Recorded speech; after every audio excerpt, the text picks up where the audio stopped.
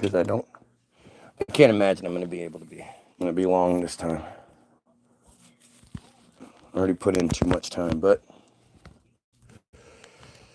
we talked about it yesterday, and the dude that I did the whole thing because he said he hadn't, a 65-year-old man who lives miles from San Bernardino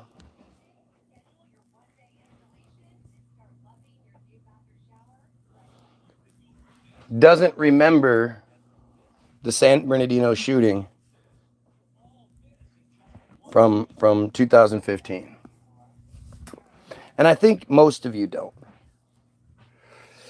And it's important that we remember this, because I mean, at the very least, shouldn't the victims be remembered? You know, this prior to the Vegas shooting and the Pulse nightclub shooting, which again, you know, we should look into that one too. This was the deadliest shooting in the United States for a very long time.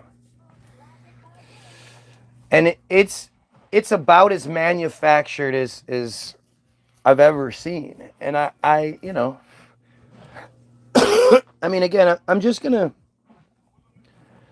read to you what we're supposed to know. I already did this yesterday. I know I'm rehashing shit. I get it. That's how incredible this is. Because if you did hear it yesterday, like a lot of times you miss things. So hearing it the second time might reawaken you. Or you might pick up on some things that you'd missed the first time. But on December 2nd, 2015, a terrorist attack. Got it? The programming is right off the bat. It's a terrorist attack, which the wording itself has, like, we all have PTSD when it comes to terrorist attacks, when it comes to that term. Well, if you're old enough, if you remember 9/11 and the aftermath, then terrorist attack is something that just, it sticks in your craw. It's a very powerful phrase. And it brings up a whole bunch of bad memories and shit. A terrorist attack consisting of a mass shooting and an attempted bombing occurred in the Inland Regional Center in San Bernardino, California, United States. The perpetrators, Saeed Rizwan Farouk and Tashfeen Malik, a married couple with different last names. You know, Muslims aren't real big on that kind of traditional stuff where the woman, blah, blah. No.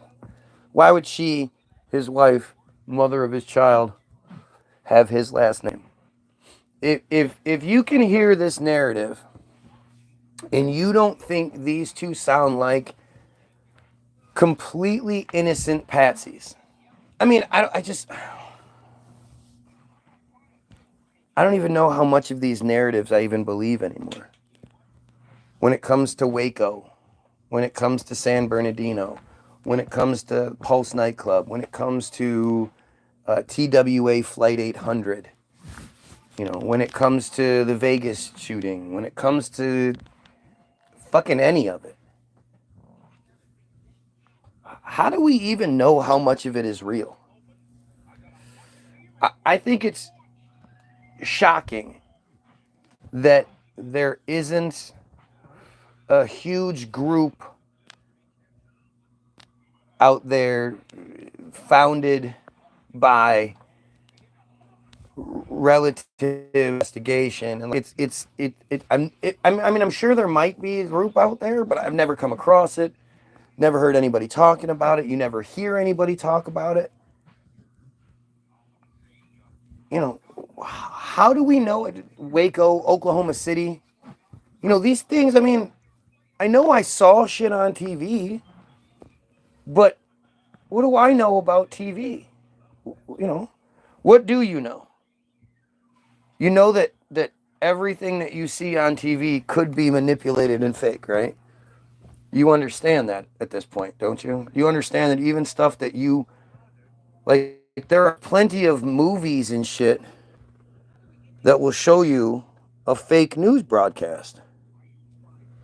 Fake newscasters, fake, fake scenery. Like how many of you believe because you saw Independence Day that Will Smith saved the world from aliens? I don't think any of you do, right? Get into the Bible. This guy, you are a prime example of why we don't talk about the Bible, because it's just such a low level conversation for really, really stupid people who have no desire to learn. They think that the people in 1611, based on a bunch of shit supposedly from zero, from one, even though it doesn't, that they had it right. And then 1611, that when they commissioned that Bible, that they had it all figured out. And here we are, 2025, and that's where all the answers. Like it's just so stupid, but not even gonna bother. just think about how much. Like I always find it crazy that there's not a TWA Flight 800 relative like me. There's not an Oklahoma City relative like me. Like there's this amazing documentary out there called A Noble Lie. A Noble Lie. If you can find it, you should watch it. It's really fantastic. And I might even watch that today. And the thing about conspiracy stuff is it's like even what I'm doing here, right? I'm not just making up some narrative and telling you to believe it. I'm reading what they want you to know and asking you if it makes sense. Most of the conspiracy movies, like things like Loose Change and shit like that, well, they're not making anything up. They're just including pieces in the narrative that the official narrative seems to leave out. They're including truth that for some reason just nobody talks about. The liquid metal pouring out of the building on 9/11. It's all over. Like there's so much film on it. There's no question of whether it's real or not, whether it happened or not. It happened. But the NTSB won't, or NIST, I mean, they don't address it. That's the official narrative doesn't address it. And so when you're talking about conspiracy stuff, the majority of the time, the official narrative tells you better believe it or you're a bad American, you're a bad human, you're a traitor, how dare you, everybody else believes it, why don't you kind of shit. Whereas the truther side of things is just like, hey, did you know this? Did you know this? Do you know this? What do you think? Now that you know this other stuff, do you still think this stuff makes sense? And that's basically, that's what we're going to do here. But at the same time, the me in me can't help but ask, where the fuck is everybody? TWA Flight 800 had 230 passengers on it. Each of those people had two parents, potentially had brothers, sisters, had kids, had cousins, had uncles, nephews, nieces, aunts, grandparents, whatever. Look at how Noodle. This is only 1996 that this happened. Noodle in Discord that they have to put their pronouns in parentheses. Oh, I don't care. Don't care.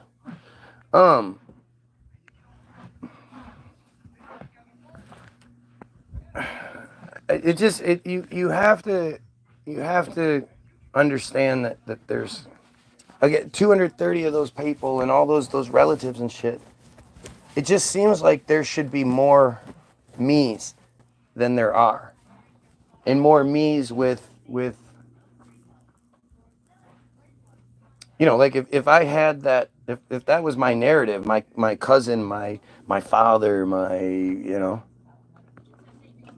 my older brother, my whatever it was killed in that shit, and I demand answers. Like, imagine if I had that. If I had that motivation, you know, how much more powerful it would be if I could tell you guys those stories and our perspective and what happened and how we were ignored and all that. You know, I believe my family to be Operation Paperclip, but because my family is super hush hush, Operation Paperclip style, I don't know. I can't I can't take it any further than speculation, but it's not like I'm gonna ever get upset about it. It's not like I would get upset with my grandchildren if they asked me one day, you know, were we part of this, or, you know, This so is Detroit, you said? yeah, fucking insane. It's so crazy that that could happen here. How does that happen here? And it's been days. Well, and it could happen here. We have the fucking Rouge right there. That could happen for us, no problem. Well, this was a water main break. That's what caused it. I get it, but I'm just saying, you know, a water main break. Why didn't the water go anywhere? Why didn't it just keep running out? Were they in some sort of bowl? You know? How? It's been days. It's been like 5 days that those people have been flooded. And none of them have flood insurance. Why would you have flood insurance? Right. Why would you have flood insurance? It's not a flood zone. It's a water main break. So it's... Your problem is childhood trauma. Oh, is it? Is that why I have such a problem with genocide? Is that why I have such a problem with the Hollywood pedo stuff? Is that why I have such a problem with the Jays? I never experienced any of that shit, but which childhood trauma are we talking about? I'd love to hear your expert opinion. So silly. So we just got started on it. But I'll restart just for you. No normal person walks around and talks about this shit all day. Go outside. Yeah, you know what? You're right. I should go outside and play. It's so nice and warm out there. The funny thing is when it gets warm outside, where do I do my videos from a lot of the time? Oh yeah, outside. So when that starts happening, then what will you do? And how would you possibly know what I do outside the few hours that I do this? Talk with your kids or something. You're right. I don't spend any time with my kids. I am, well, other than when I'm abusing them, of course.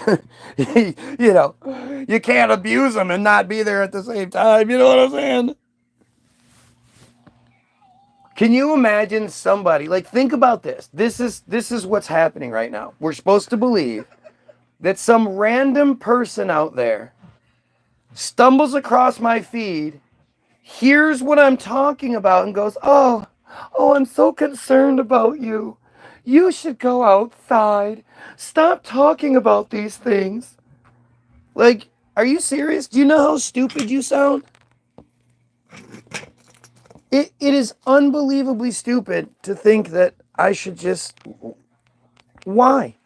What would be the reason that you would have to do this? How does anything I do affect you in any other way other than you're a dumb Jay who knows that if I get, you know, loud enough and large enough, people are going to have issue. Well, you people are going to have issue. You have 4 viewers. Nobody cares. I see you all day talking and walking in circles. You're, Y-O-U-R, exactly where they want you. Yes, I know. I know. Oh, ow, ow. Except for that part where I don't stop talking about it. That part, I don't do that part.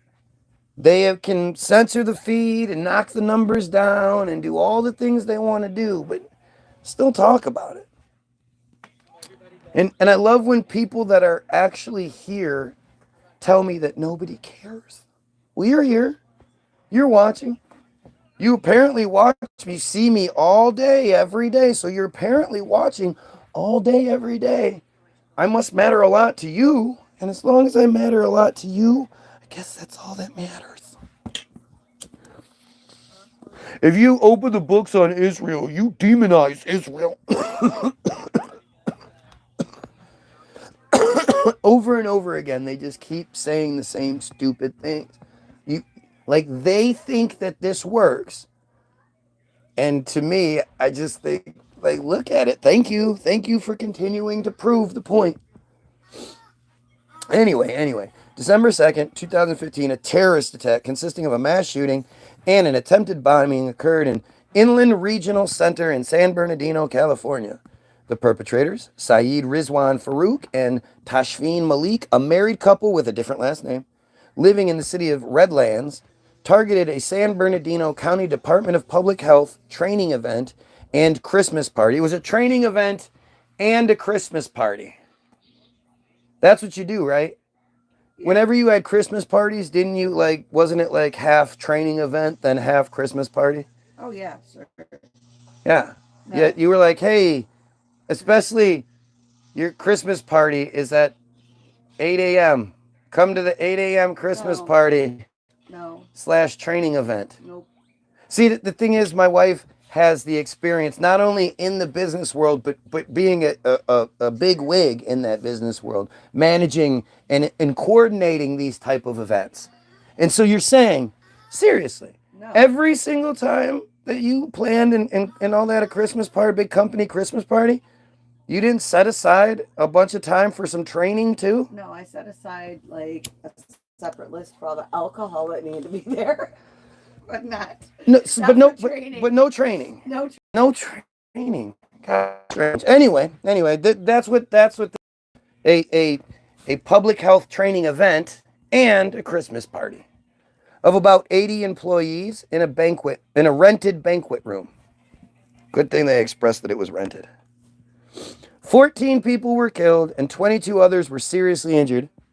I'm a real person, haha. You just have mental issues. I just wanted to help. I have the same issues worrying about it too much. So you're saying I have mental issues, and what you do is you find people with mental issues and then talk shit to them. Boy, you are awesome. Our Christmas parties were all drunken festivities. Your Christmas, that's weird, because you know what? I can tell you this too. All the Christmas parties I've ever been to, I actually have worked in all sectors of the population where it's, from labor to, suit and tie kind of shit. And every single Christmas party I was ever at, we had 4 hours of training before the party was allowed to start. I don't know what you guys are talking about. Everybody be sitting in there with their suits and ties and, getting ready to party, but we had to do our training first, right? What are you guys talking about? Farouk was a Muslim and an American-born citizen of Pakistani descent who worked as a health department employee. Malik was a Muslim and a Pakistani-born green card holder. After the shooting, the couple fled in a rented Ford Expedition SUV that's headlights flashed back and forth. Because you can rent those special ones, right? Guess what, bro? You're one of them. Please stop the stream now. While you are causing anxiety to the president. Oh, it's just so stupid. I'm from the government and afraid of your 4 viewers. Well, again, it would make more sense when you go back a month and a half ago and my 500 viewers that led to 20,000 views over a 3-4 hour period. Then you could say, we're scared of you. We're going to knock you down to 4 viewers. Would that make sense? Wouldn't it make sense as to, how does somebody build themselves up from nothing, 1,000, 2,000, 5,000, 8,000, 10,000, 12,000, 15, 18, 20, 22,000. And then it's oh, well, no. Just one day, whoop, it just flips. As everything that I'm talking about is happening. It's not like like I was saying that, Jesus was going to come and, according to the constellations, doomsday is going to begin. And I made all these crazy predictions that didn't come true. That didn't happen. Everything I've been talking about has come true. I actually did predict October 7th. Not to the day, but I predicted it. I promised to quit if October 7th, quote, didn't happen by December. You guys couldn't even hold out till December. You guys were like, we got to get this shit done. 4 hours later, police pursued their vehicle and killed them in a shootout, which also left 2 officers injured. I'm telling you, if you can hear this narrative and still believe it, this is the part where it's strange to me because, like, again, why aren't there people that the trolls, the whatever, why aren't they listening to the narrative that we are supposed to read, we are supposed to know, and then hearing what I'm saying and debunking what I'm saying? Why are they so determined to just get the attention on themselves? Whether it's there or not, you have revealed your true colors. He's an idiot. Yeah, no, he's an idiot. His true colors were revealed a long time ago. You have to ask yourself why anybody would be here in some sort of form of defiance. Especially when you realize that the narrative being pushed here, the anti-J, anti-pedo narrative, who's going to oppose that? Okay, so again, this is, James Dixon, this was for you, right? You were supposed to be here yesterday. I'm running for president in 2028 anyway, so you guys don't forget that shit. According to the FBI's investigation, the perpetrators were homegrown violent extremists inspired by foreign terrorist groups. They were not directly led by such groups and were not a part of any terrorist cell or network.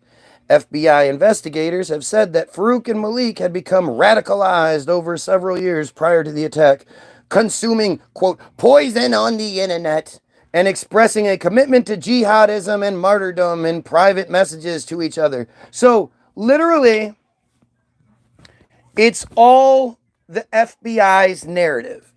And if you're aware of how any of that works, once the FBI gets involved, it's like a dome goes over the thing, and the only way you get information is through them.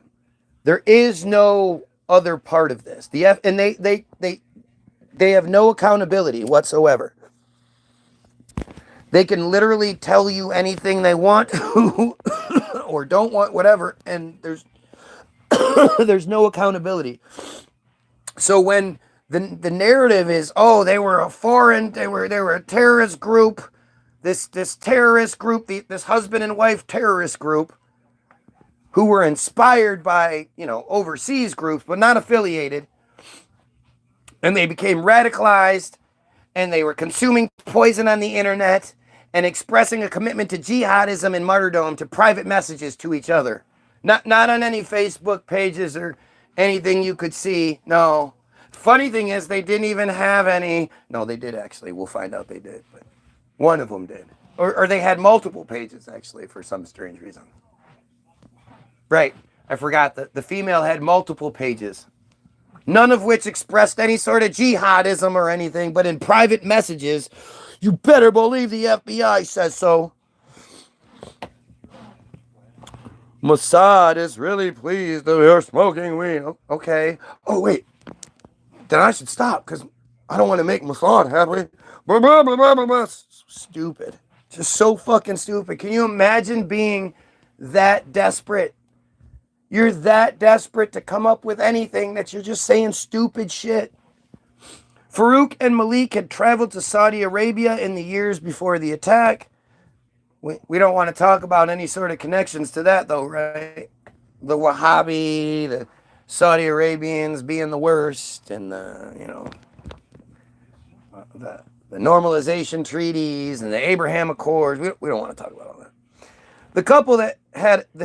The couple had amassed a large stockpile of weapons, ammunition, and bomb-making equipment in their home. Enrique Martinez, a friend and former neighbor. Yeah, this part's dumb. I don't want to read this part. The attack was the deadliest mass shooting in the U.S. since 2012 Sandy Hook Elementary School shooting, which has no fucking hang-ups or any sort of inconsistencies and is totally, like, above the board there. Like, everybody believes that was exactly what they say it was. The deadliest terrorist attack to occur in the United States since September 11th, and the deadliest mass shooting in California since 1984, San Ysidro McDonald's massacre. It was surpassed by the Orlando nightclub shooting in 2016. And then, Vegas and shit. But listen to this. This is when it gets really fucking good here. You guys gotta, this guy keeps saying, your, Y-O-U-R, your.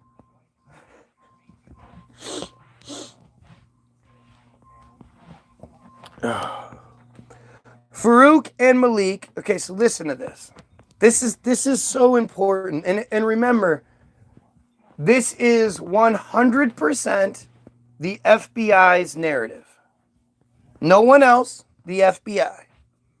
Farouk and Malik left their 6-month-old daughter with Farouk's mother at the Redlands home the morning of the attack, saying they were going to a doctor's appointment. Huh. I wonder if this story will then almost sound like they did go to a doctor's appointment. That these are just patsies. Well, let's find out.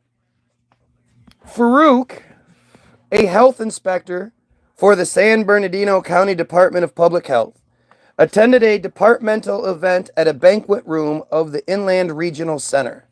The event began as a semi-annual all-staff meeting and training event and was in the process of transitioning into a department holiday party / luncheon when the shooting began.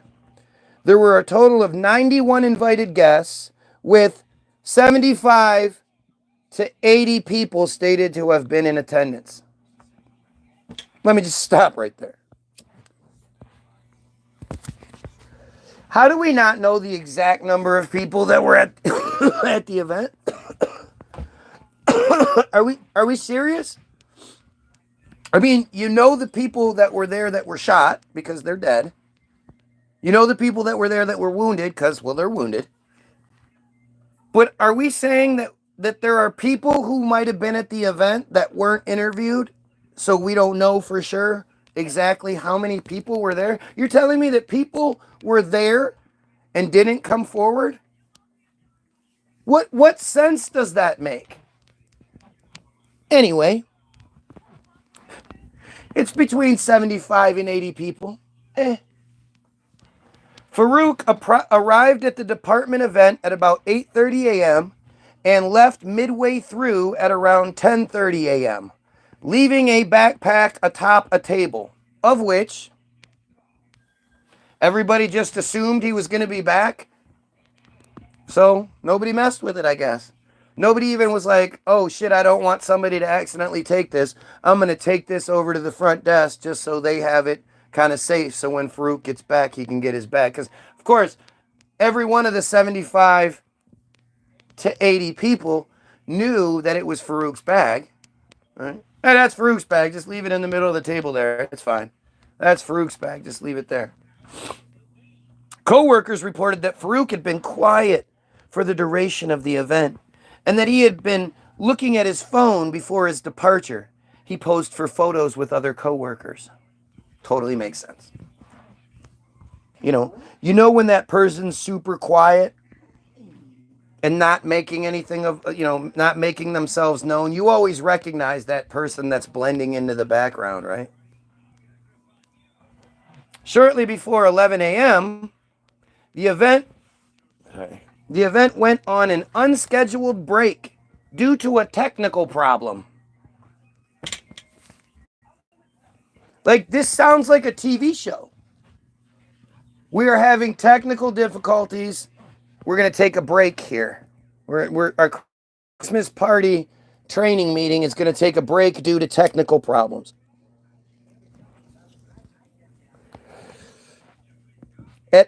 Okay, so that was shortly before 11. I don't know what shortly before 11 means because Farouk left at 10:30. So I'm thinking shortly before 11 would be like within 5 minutes. I mean, what you say? Well, we're not giving exact time for that part. At 10:58 a.m., Farouk and Malik, armed with semi-automatic pistols and rifles. Wait, so Farouk left at 10:30. Again, everybody knows that because they were like, oh, Farouk's leaving. It's 10:30. Okay. He went home.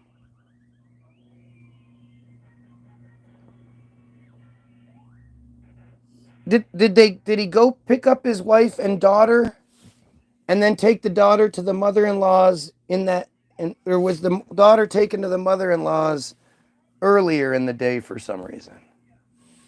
Either way, he went back to his house and picked up his wife and all the ammunition and I'm not sure how that works, but then drove back to the place. And so at 10:58, so 28 minutes after he had left, because again, he left at exactly 10:30, Farouk and Malik, armed with semi-automatic pistols and rifles, opened fire outside the building, killing 2 people. Which means the 911 calls had to immediately go out. This is a public health facility full of people. Matter of fact, there were multiple people who called 911 and were reporting that they could literally see 3 white men in military fatigues doing this thing. But it turned into, a small Arabic man and his even smaller Arabic wife, of course. Open fire out, killing 2 people. Farouk entered the building a minute later. It's important that you keep these details in mind. So that would make it 10:59. And between 10:59 and 11. Firing on those in attendance. He was followed quickly by Malik. They wore ski masks and black tactical gear, including load-bearing vests holding magazines and ammunition, but not ballistic or bulletproof vests. Again, well known by the what? This is a health facility, so there should be CCTV cameras everywhere, and that footage should have been released to show us the actual proof of any of this stuff, but it wasn't. But somehow we knew that they had the vests holding the magazines, like everybody that was there getting shot at was like, here, let me take a very good mental picture of what's going on here. And okay, so they do have load-bearing vests, but not ballistic vests. Okay, I see. Okay, and yeah, okay, I see. And good thing they had masks on, right? Why would they be wearing masks? If they knew they were going to do what they were going to do and it was this martyrdom situation and blah, blah, blah, blah, blah, why would they be wearing masks? They wanted to be martyrs, right? The entire shooting took 2 or 3 minutes, during which the shooters fired more than 100 bullets before fleeing. More than 100 bullets. Using their semi-automatic pistols, walking around a banquet room in between tables looking for people to shoot. It took them a minute to get from the first shooting to get into the building, and it took another 2 or 3 minutes to do this entire shooting. But wait, it gets better. It gets better. But over 100 bullets is basically, if it's 2 minutes, which it would sort of have to be according to the narrative. If the whole thing took 2 to 3 minutes and 1 minute was spent getting into the building, then that leaves 2 minutes. Then that's basically one bullet every second for 2 minutes as they're walking around. Like, think about just how long it would take you to walk around a banquet hall. Just any old banquet hall, to just start at the front and just walk around it. Just walk at a regular clip, to walk all the way around the banquet hall. We're talking about basically a minute in just that. This is going to tell you that they walked through the banquet hall in between tables, shooting people as they moved or made sounds. That's the narrative that they... So how did they do all of this in 2 minutes? Wait, it gets better. It gets better. During the shooting, many of those in attendance managed to escape the room and flee deeper into the building, while those who remained hid underneath tables or in bathrooms, closets, and cupboards. A bullet hit a fire sprinkler pipe, causing water to pour down the banquet room, making it difficult to see. So now there's water spraying everywhere like it's a Hollywood movie, and you can't really see anything, but people are still able to make out what they needed to make out. Water is spraying. Gunshots are going off. Chaos is ensuing. People are screaming and running and blah, blah. It's just insanity, especially the water spraying everywhere. Guns are still working, of course. Everything's still fine with that. All that gear they had on, that wasn't like super heavy now that they were, she's this tiny little fucking 5'2" something female. Tiny female. Who's now getting drenched by water. Okay, let's keep going. The perpetrators moved between tables, shooting anyone who moved or made a sound. One person was struck by a bullet that tore through an interior wall, while another was shot trying to escape through a glass door near where the shooters had entered. 3 men attempted to stop one of the shooters, but all were shot. It was unclear if any of them survived. Well, then how do you know? Why would it be unclear? We don't know exactly who those 3 men that attempted to stop one of the shooters, and they keep saying it like this. Like it should be very clear that one shooter is Malik, the little female, and the other one is Farouk, the bigger guy. So why isn't it in this chaos where everybody can see the details and shit, they don't know exactly which of the shooters they were trying to... And the shooters stayed together and went through the tables together. So what do you mean 3 men tried to stop one of the shooters? The way they describe it makes it sound like there were 3 shooters. But let's just keep going. One victim was killed while shielding a co-worker with his body. Some initially mistook the attack as an active shooter drill.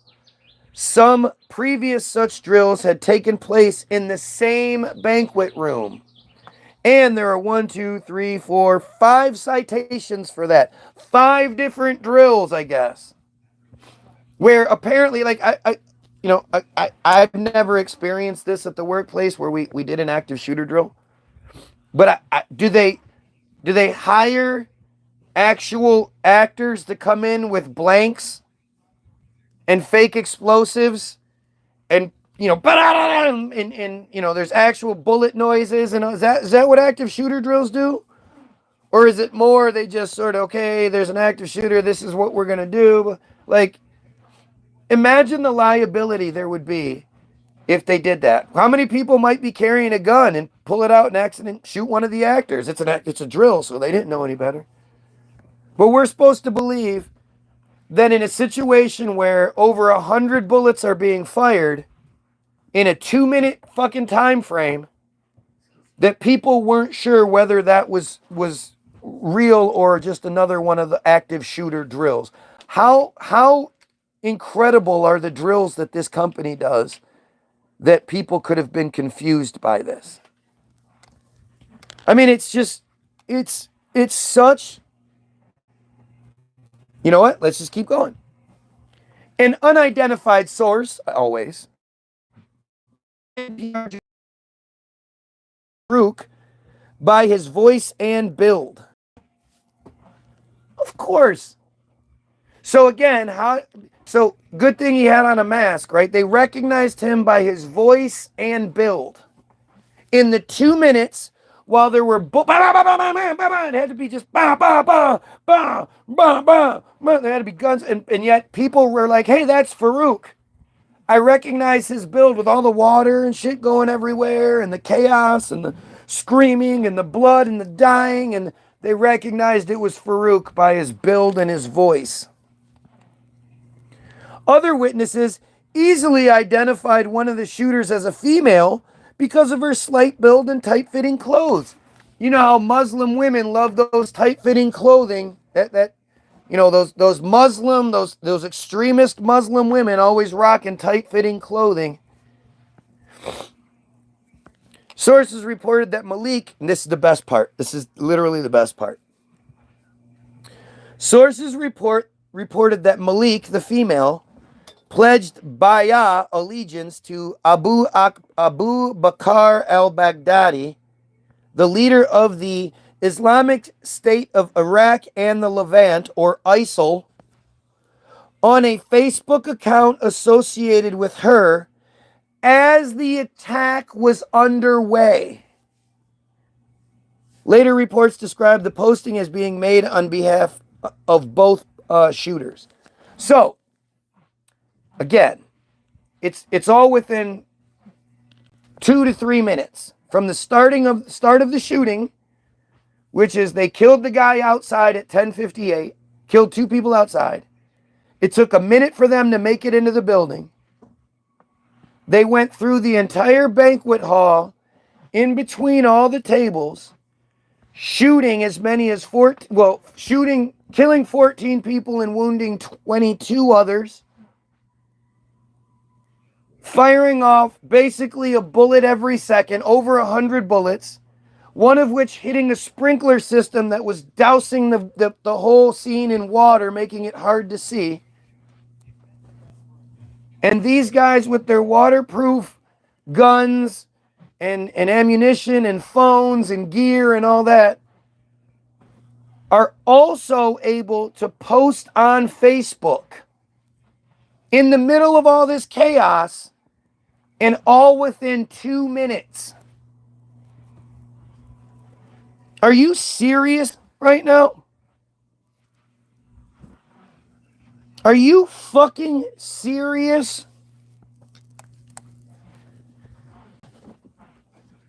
The perpetrators left 3 explosive devices connected to one another at the Inland Regional Center, contained inside the backpack left by Farouk during the department event. The devices were described as pipe bombs constructed with Christmas lights and tied together, combined with a remote control car that was switched on. Man, how convenient that nobody fucking checked that bag that whole time, huh? He just came in. Authorities believe that the pipe bombs were meant to target the emergency personnel responding to the scene, as always. There's always the booby traps, but it never works. You know, Batman shooter, he rigged up his entire apartment with all these explosives and all these weapons to kill the responders, and then after the shooting went out to his car, waited for the police to come get him, and then told the police about the booby traps. Because that makes sense, doesn't it? Why would you set the booby traps if you're just going to tell them about it? But you see this in movies and shit, all that they set the explosive, the secondary, blah, blah, blah, blah, to kill the... That reminds me of the Criminal Minds bullshit, right? When that chick, the car exploded, and Hotch, had to go, and like that. It was because the secondary, he saw the guy in the EMS thing go running off, because that was meant to get the second. Oh man, it's so stupid. The device was hidden inside a canvas bag, and its build was similar to schematics published in Al Qaeda's Inspire magazine. That is just it's so bad. This is like a Neil, what's his name? Neil Neil. Oh, I can't think of his name, but he does these terrible action movies. Neil Peart or Neil Peart. It's gonna be a minute. Co-workers noticed that the bag before the attack occurred, but thought that Farouk would return for it and therefore did not investigate. Copy and paste bullshit there. Okay, so it just gets better, you guys. It took 3 minutes and 32 seconds for the first police unit to respond to the shooting following the initial 911 emergency call. 3 minutes, 22 seconds. So you would assume that the first 911 calls happened at 10:58. Those gunshots go off in that government facility, especially at that time, and immediately people are going to start calling the police. Russia's warships destroyed by Ukraine.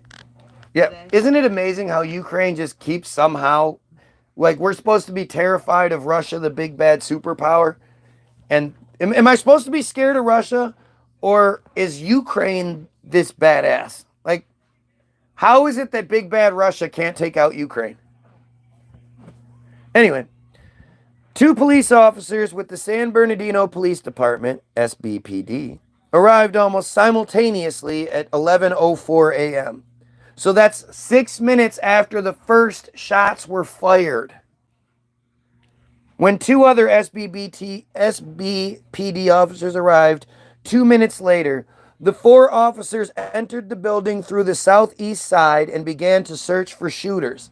Another team of 4 officers, one from SBPD and others from the Fontana Police Department, entered the building from the northern side and joined the first team in clearing all of the first floor rooms. At 11:14, the San Bernardino Fire Department made a Twitter post. Of course. We're talking about 16 minutes after the shooting, somebody's on Twitter about an emergency on the 1300 block of Waterman Avenue with the police working to clear the scene. What the fuck does that even have to do with anything? Roads in the area were closed to traffic. The San Bernardino SWAT team happened to be conducting its monthly training exercise a few miles away from the scene at the time of the attack, which allowed them to arrive at the scene within 11 minutes. Boy, that is super convenient. Like, this is literally the worst day to ever try to pull off an attack. Even though it wasn't, because they escaped. And if it weren't for them just being stupid. Did they escape? Yeah, they escaped. Sorry, I said it wrong. They escaped. Mm-hmm. There you go. Yeah, my bad. Did I say it how it's supposed to be said? My bad. Yeah, they escaped. And unless they had come back, which you're gonna hear about in a minute, right? Police used a battering ram to get into the complex, even though 2 other teams had already secured the floor and all that. The police just wanted to use that battering ram, huh? The first floor was cleared by 11:17. 19 minutes after the shooting began, they have cleared the scene. And, I mean, did somebody shut off the pipe so that the water stopped falling out of the sky? Because that had to be a problem. And a secondary sweep of the building began 14 minutes later. Officers searched for shooters inside the building. Others aided the wounded. Probation, listen to this. This is great. So, first of all, why is this probation? Why are probation officers involved in this? Probation officers. Hang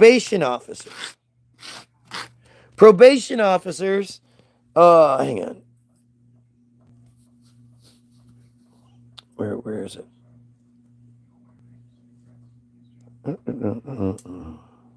Probation officers, listen to this.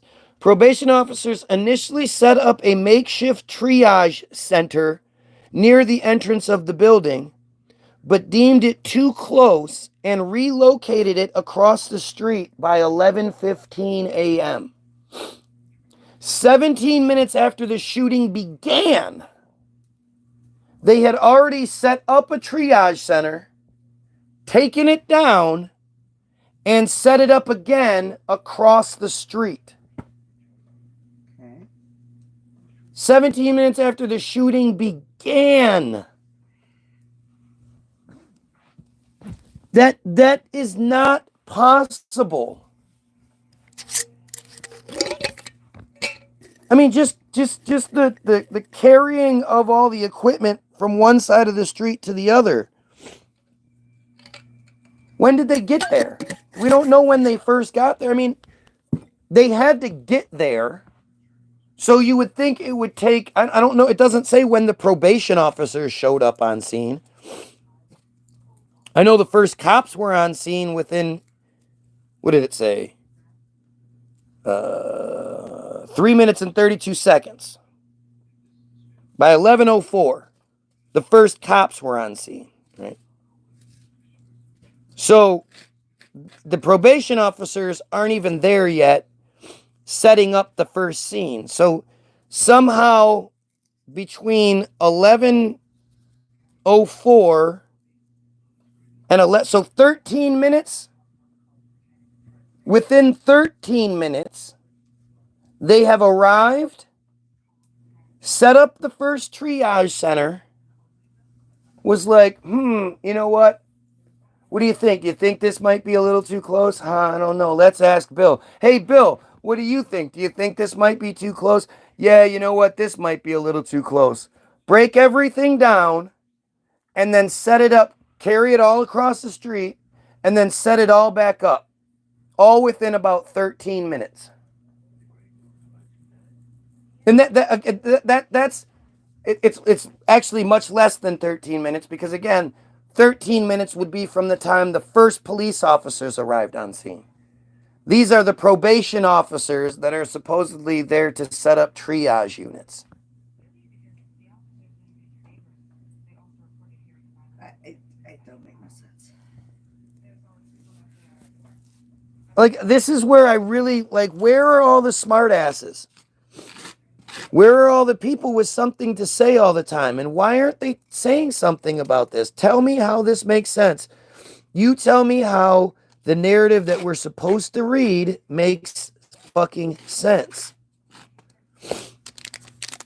You know, you claim, you blame me, claim I'm lying, claim I do this, I do that. I'm doing what I want you to do to me, right? I'm reading the narrative that's being given, staying on topic, and asking questions and debunking the narrative that I'm being given. So now it's up to you guys to then debunk the debunk, right? To come through and be like, dude, you're stupid. This makes so much sense. Of course they set up the triage center, took it down, and then reset it up within maybe 10 minutes or so. Why not? Like, go ahead, tell me how that works. Funny thing is, we're not even done yet. You would think this in itself to be like, yeah, this is a pretty fucked up story. Just wait. You know, if it's fucked up in the beginning, fucked up in the middle, the end isn't going to make sense. It's going to be fucked up in the end, too. Me and my 3 people watching.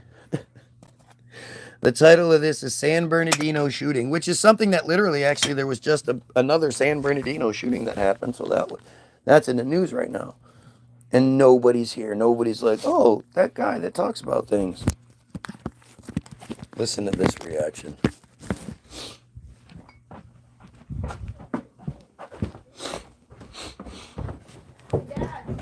Yo. Almost. I was about to say. Your brother wants to play Blocks Fruits. Yeah, but first me and you are fighting. Oh, yeah? I don't want to fight you. I'm not going to get my ass beat. Or. No. Or. Fighting first. I want to beat your butt. I don't want to get my butt kicked. It's not fun playing games when you just beat me like that. Trust me, I'm not really good with this girl. I like Smoke better. He's my favorite. Yeah. There you go. Why don't you open that Mickey Ficky up and let's see how that rolls. You I'm not playing right now. I'll be down in a minute. Why are we getting Jan's mail? Or mail for Jan to our house?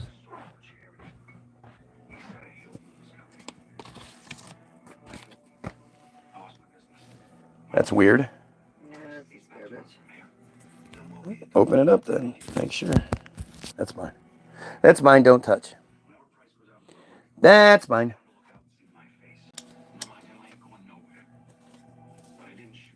Don't touch. Don't you touch. All right, so police used a battering ram, blah, blah, blah. Officers searched the building for shooters inside the probation triage center.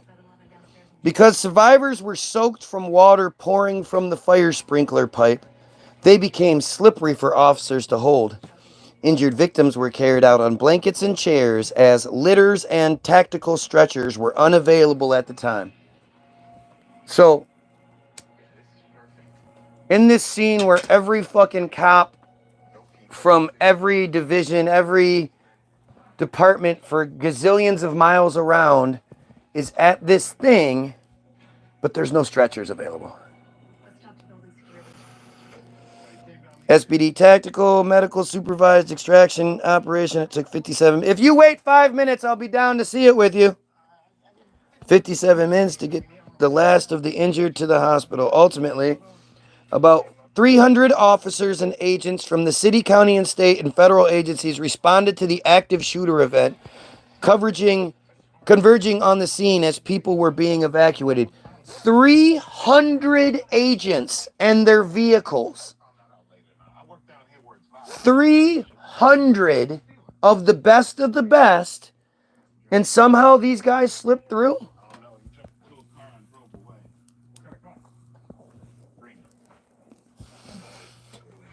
The FBI, the ATF, the Los Angeles Police Department Counterterrorism Unit were called in to assist. Police were on the lookout for a black SUV used by the perpetrators to flee the scene. Again, the cops were there 6 minutes after the first shot was fired, and somehow these guys were able to get out. They were identified right away. I mean, this is all just, it's just dumb. At 5:08 p.m., the explosive devices placed by Farouk were discovered by an FBI SWAT officer.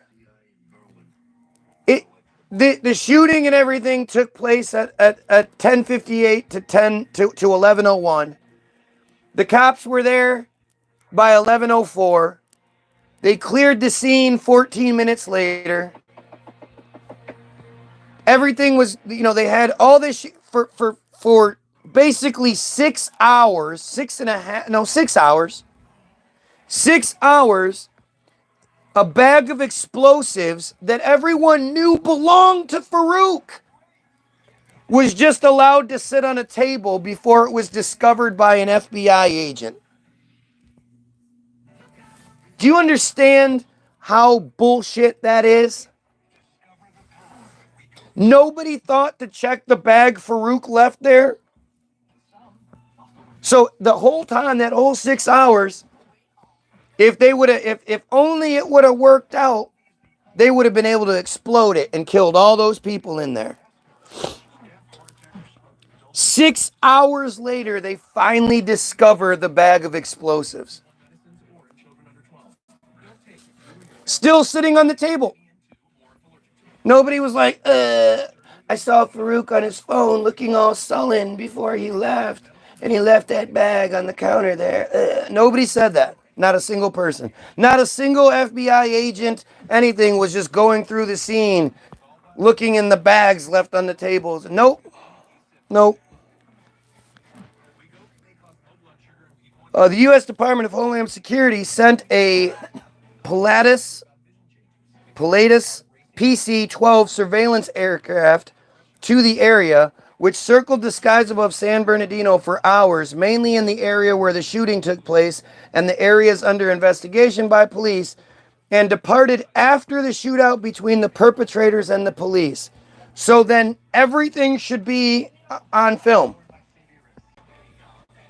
They should have been able to easily identify the black SUV. You'll see, again, let's just keep going. It just keeps getting worse and worse. It just makes less and less sense. Law enforcement began a search for the suspects. A witness gave Farouk's name to police, who quickly learned that he had rented a black Ford Expedition EL SUV with Utah license plates 4 days before the attack. How?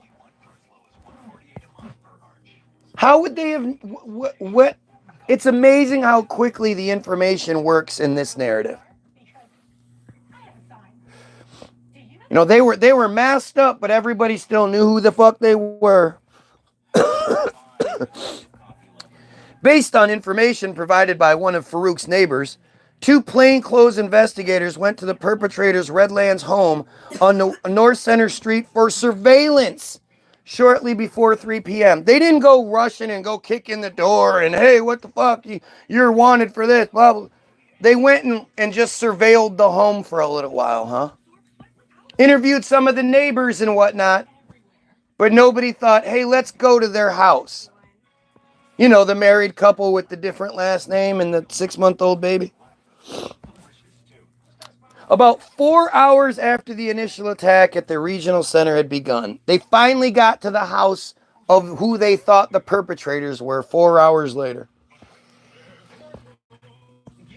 They spotted Farouk's vehicle leaving the residence and gave chase onto the freeway at 3:08 and 19 seconds p.m. So 8 minutes after they got there to do their surveillance, they just happened to leave. This is the part I love, this part. Oh shit.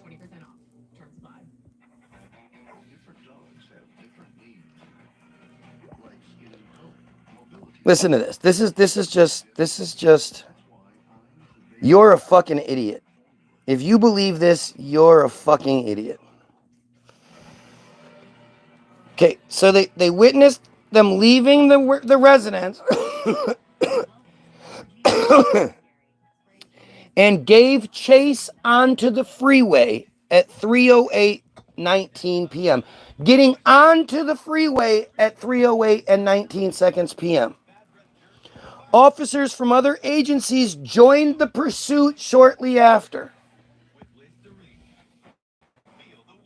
So, like, again, this seems like you're describing time. They're on the freeway running from police, and then other officers join the pursuit, right? That's what it sounds like. At least one fake explosive, a metal pipe stuffed with cloth to resemble a pipe bomb, was thrown at police during the pursuit. So they say. So again, 3:08 and 19 seconds p.m. They've gotten onto the freeway. They've driven enough time that other officers have engaged in the pursuit, and that they've thrown at least one fake explosive out. The SUV exited the freeway onto North Tippecanoe Avenue and briefly stopped at... Okay, so exited the freeway. So you would assume that the first exit after getting onto the freeway would be at least a mile down the road, right? And at 60 miles per hour, it would take you a minute to go that far. Even if you're going 120 miles per hour, it's still going to take you 30 seconds just to cover that distance. They exited the freeway on the North Tippecanoe Avenue and briefly stopped at a stoplight where, again, no police crashed into them, surrounded the car, nothing. And there's literally no footage of any of this.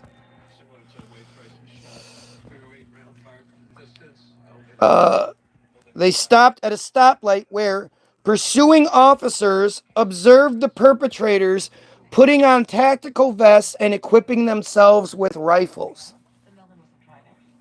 How could they have observed that from behind? That doesn't make any sense. And they're saying pursuing officers observed this, right? So wait, that sounds like multiple officers, right? Yes. The SUV then continued onward onto East San Bernardino Avenue and entered a suburban area where the shooter in the back seat, identified as Malik. So wait, they turned onto this street, stopped at a light, put on their vests and equipped themselves, then went down, continued down the road they were on, turning onto another road, and then after turning onto another road, entered a suburban area where Malik began firing at police through the back window at 3:08:43. They got onto the freeway and began the chase at 3:08:19. So it's not even 25 seconds. It's more like 23 seconds. It took them 23 seconds to drive to the next exit whilst throwing a pipe bomb, a fake pipe bomb, exiting the freeway, driving to a stoplight where they stopped, put on tactical gear, and armed themselves with weapons that police somehow saw. They then continued down the road where they made a turn onto another street and then turned into a residential area where they then stopped and started shooting, all within 23 seconds. It takes me 23 seconds to say all of that. Why would anybody believe this? This is the official account. This is the narrative that we are supposed to fucking know, you guys. I'm not making this shit up. Eventually, at 3:09:22 p.m., the SUV stopped in a neighborhood about 1.7 miles away from the scene of the initial attack.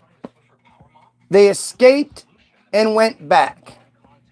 And so now we're saying that she'd been firing out the back window, but they weren't, I don't get it. They entered the suburban area and then what, drove around shooting out of the back window? Until they stopped in a neighborhood, they just stopped. The couple continued to exchange fire with police from inside their vehicle. Malik opened the side passenger door and shot at the first police vehicle, which was about 210 feet away. So wait a minute. How are they continuing to have exchange gunfire with police when she's engaging the first vehicle at this point? Shouldn't there be a plethora of other cars? Why would there only be one first vehicle in this situation? Unless these people were just fucking patsies. They had no idea what was going on, and the police just fucking killed them. The police needed a patsy. They found an Arabic couple that fit whatever beliefs they needed, fit whatever narrative they wanted. And that, or none of this is real, because apparently there's no footage of it. There were not only was there the Homeland Security plane flying around filming everything, there were news helicopters everywhere. And they even said that the news has the footage of the thing that went down, but they're not going to show it because at the time they said they didn't know if there were other perpetrators involved, and they didn't want to give them a heads up on anything, which, makes sense. But then after the fact, when you realize, okay, it's over, there were no other, show us the evidence. You don't have to actually show the bloody shootout and whatever, but show us the evidence of what you're saying happened. And that just doesn't exist. Farouk exited the driver front door, stood between the two open doors, and opened fire on the same vehicle. The same one vehicle. Why was there only one vehicle there at the time?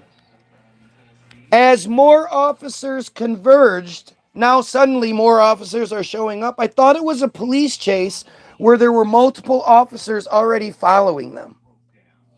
Farouk walked across the street towards some homes while continuing to fire, pinning officers behind their squad cars.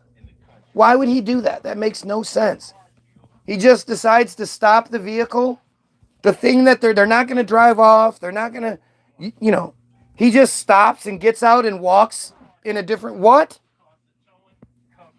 Of course, again, no one in these neighborhoods is filming anything. There's no DoorDash, no door camera, nothing. Nothing exists to prove this. Now, we know this, right? He intended to flank the sheriff's deputy, because we know what he was thinking, who had first stopped. Again, just one. It wasn't like there was a police chase and multiple cars, and they all just show up and they all stop and a whole bunch of cops get the fuck out, you motherfucking hands. Like you see every other time. This time it was just one car. Realizing this, several officers repositioned themselves and focused their gunfire on Farouk. Oh, they weren't focused on him yet? One police officer eventually shot Farouk in the right side, allowing others to flank and shoot at him. Farouk fell to the ground, shot several times in the legs and upper body. Yet, he fired at police once with a handgun as he lay wounded on the ground, injuring an officer before the gun malfunctioned. It happened. Farouk was shot again several times and killed. Best part. His body was handcuffed behind his back and positioned to lie face down afterward. He had... Farouk was struck 25. He was hit 25 times, and they handcuffed him after that with his hands behind his back while he lay on the ground, bleeding out. What protocol is that following? He was shot 25 fucking times. And I guess they had to explain why people were like, why was that man on the ground handcuffed behind his back? Oh yeah, because we did that after we shot. It was after we shot him, right? Yeah. What sense does this make to you guys?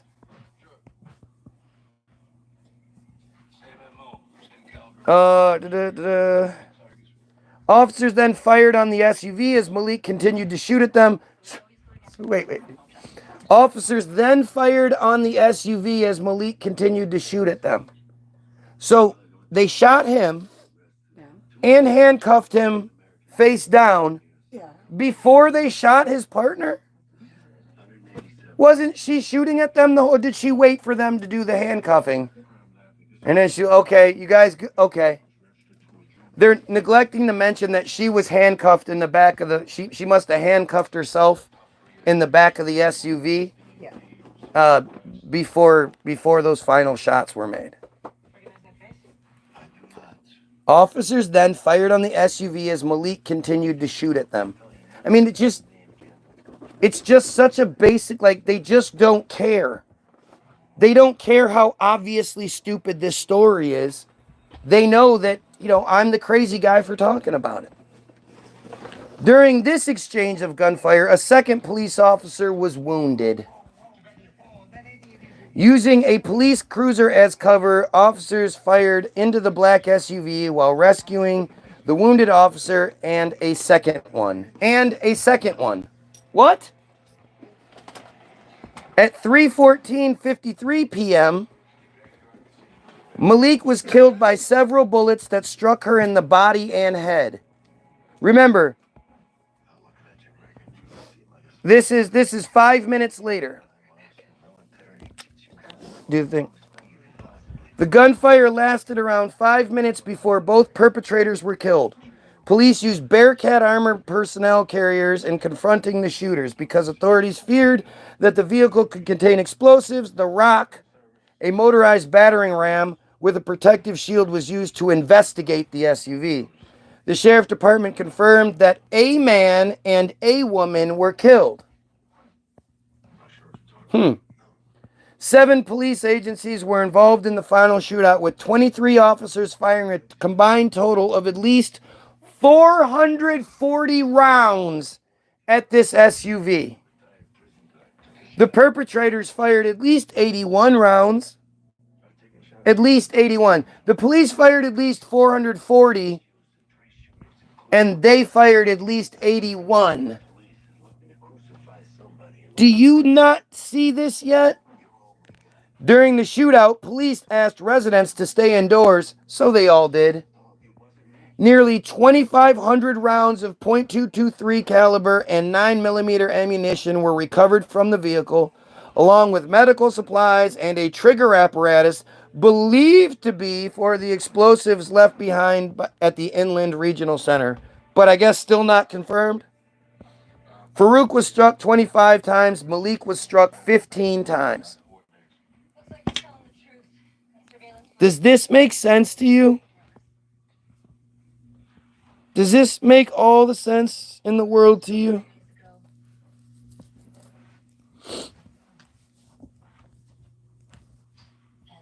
I mean, it's just gonna get worse. I don't feel like I guess I'll continue again tomorrow, but it just gets worse. It just gets worse. If you want to get a head start, go look up San Bernardino shooting 2015. As always, go fucking watch Hollywoodism. Hollywoodism explains everything.